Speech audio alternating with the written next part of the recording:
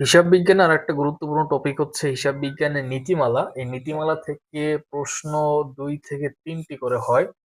So আমরা আজকে এটা বোঝার চেষ্টা করি। আমরা এটা ২ টা পার্টে দিব। আজকে পার্ট 1 এবং তোমরা ক্লাসটি ভালোভাবে অবশ্যই শেয়ার করে দিবে। সো ফার্স্টে আমরা সংজ্ঞা দিই যে আসলে হিসাব বিজ্ঞানের নীতিমালা কি বা কাকে বলে। হিসাব সংরক্ষণ, লেনদেন লিপিবদ্ধকরণ, শ্রেণীবিন্যাস ও আর্থিক বিবরণী প্রস্তুতের ক্ষেত্রে যে স্বীকৃত নিয়ম, নীতি ও পদ্ধতি অনুসরণ করা হয় তাদের সমষ্টিকে নীতিমালা বলে। হিসাব বিজ্ঞানের ধারণা সংক্রান্ত কাঠামো হচ্ছে ৪টা।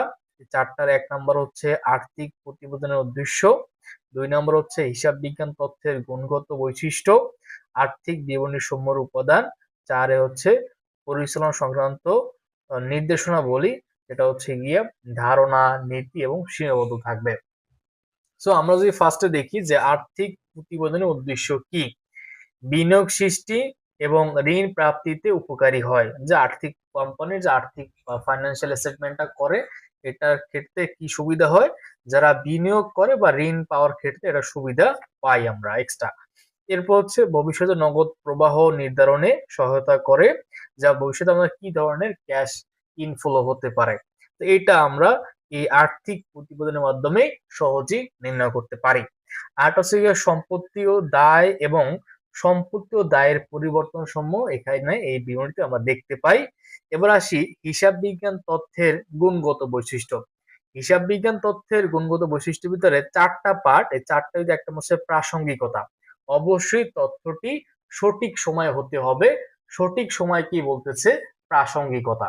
তার মানে যদি এই বছরের তথ্য যদি আমরা নেক্সট ইয়ারে ব্যবহার করি বা পাই তাহলে সেটা হবে না। তার মানে যথোপযুক্ত সময় এই তথ্যটা লাগবে। ২ নম্বর হচ্ছে বিশ্বাসযোগ্যতা।